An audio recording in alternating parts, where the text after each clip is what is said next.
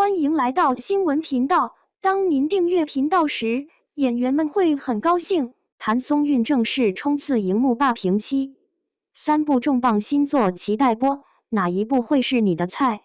如果这世间只有对错，就没有爱了。双引号，这句话是谭松韵在《春晖》里说的。我刷到他那个片段的时候，正在吃泡面，结果面都凉了，我愣愣地看了3遍。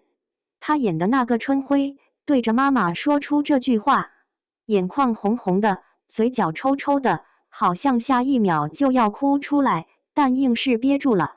然后他妈妈没说话，屏幕前的我倒是哭了。说实话，我一个大老爷们，平时看剧也就图一乐，但那天晚上，我躺在床上翻来覆去睡不着，脑子里全是他那个表情，谭松韵那种演戏的方式。怎么说呢？就像一把钝刀子，慢慢割你的心，不疼，但特别痒。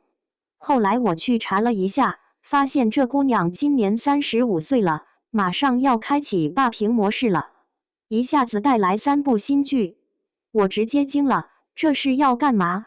要把所有剧集都承包了吗？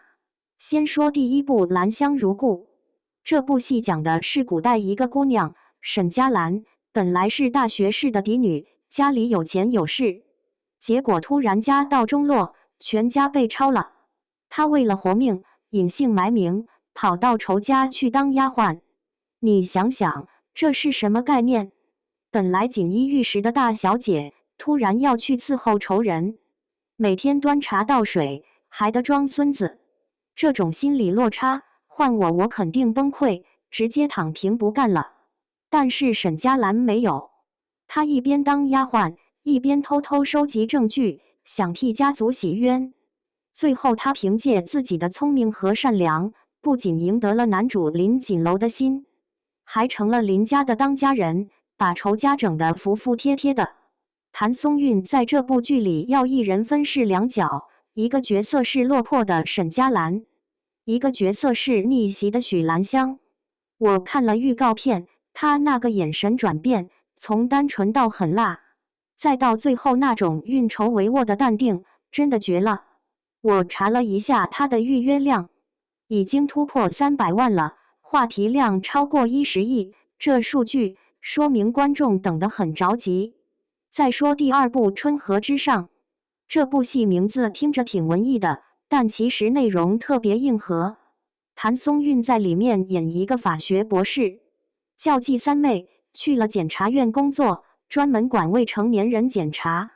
说白了，就是保护小孩的。他跟一个刑警，也是他的好朋友，2个人搭档，破了很多案子。我为什么说这部戏特别硬核呢？因为这是国内首部聚焦未成年人检察工作的剧。以前咱们看剧，都是看警察破案，看律师打官司，但很少有人关注检察院，专门管未成年人那一块。这部剧在这个题材上算是填补了空白吧。谭松韵演这个角色可以说是彻底颠覆了。她之前在《锦衣之下》里，那叫一个灵巧可爱，在《以家人之名》里也是那种活泼开朗的妹妹形象。但这次她剪了短发，穿上检察制服，整个人特别干练，眼睛里全是锐气。我看了剧照，差点没认出来，这哪里是以前的谭松韵，这分明是个女检察官嘛。最后说说我的山与海，这部剧其实已经播完了，在央视8套播的，收视率峰值直接冲到了 2.7%， 全国白天时段收视率第1。这个数据，说实话，在这几年里也算是非常能打的。谭松韵在这部剧里演的是一个70后山区姑娘，叫方婉之。她从小在山里长大，穷得叮当响，但就是不认命。她一个人跑到深圳，从流水线女工开始做起，一步一步，最后成了上市公司的创始人。为了演好这个角色，谭松韵真的拼了。她素颜出镜，头发也没怎么打理，还特意去晒黑了皮肤，学方言。她自己跑到工厂里跟流水线女工一起干活，体验生活。你看她那张脸，在电视剧里，脸被晒得黑黢黢的，手上全是茧子，哪还有半点明星的样子？但就是这种真实，让人看了特别有感触。我记得有一场戏，她一个人在出租屋里，端着一碗白饭，就着咸菜吃，眼泪一滴一滴掉进碗里。她没哭出声，就是默默地掉眼泪，就那么掉着，掉着，然后擦了擦眼泪，把那碗饭全部吃完了。我当时看的心里特别难受，因为我知道这就是生活的真相。我有时候在想，谭松韵到底是怎么做到的？她已经35岁了，还能演古灵精怪的少女，也能演沧桑的打工妹，还能演精明的检察官，而且每一个角色她都演得那么真实，那么有说服力。有人说她是冻龄，但我觉得她不只是冻龄，她是有一种生活感。她演什么像什么，是因为她真的去生活了，去体验了。她不是靠什么技巧，而是靠真心。你想想，现在娱乐圈里有多少演员能做到这样？很多演员演什么都像自己，演古代人像自己，演现代人也像自己，演穷人也像自己，演富人也像自己。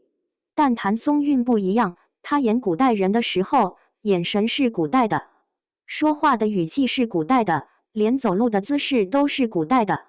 她演打工妹的时候，身上那种粗糙感，那种底层人的挣扎，你真的能感受到。我查了一下，这个《我的山与海》是改编自梁晓声的小说《我和我的命》。梁晓声是谁啊？写人世间的，那是正儿八经的文学大师。能出演他的作品，说明谭松韵在演技上已经得到了主流文学界的认可。而且，我注意到一个细节，谭松韵这3部剧风格完全不同。《兰香如故》是古装宅斗，主打一个爽字；《春河之上》是现实主义正剧，主打一个真字；《我的山与海》是年代奋斗剧，主打一个燃字。这3部剧覆盖了古装、现代、年代，涵盖了爱情、职场、成长，可以说，他一个人就把所有类型的剧都给包圆了。这种打法其实挺聪明的，他不是死磕一个类型，而是全面开花，让观众看到它的多面性。观众喜欢看古装剧，有《兰香如故》；喜欢看正剧，有《春河之上》；喜欢看年代奋斗剧，有《我的山与海》。不管你喜欢什么类型，总有一部适合你。所以，我现在就特别期待这3部剧全部上线。到时候，我估计我的天天守在屏幕前，一部剧接一部剧的看。不过话说回来，这3部剧，你最看好哪一部？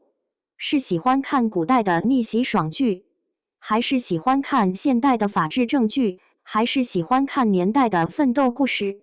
每个人口味不一样，选择肯定也不一样。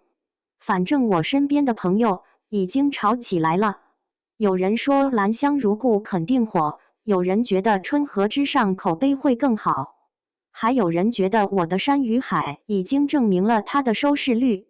你站哪边？评论区聊聊，我倒要看看哪部剧的支持者更多。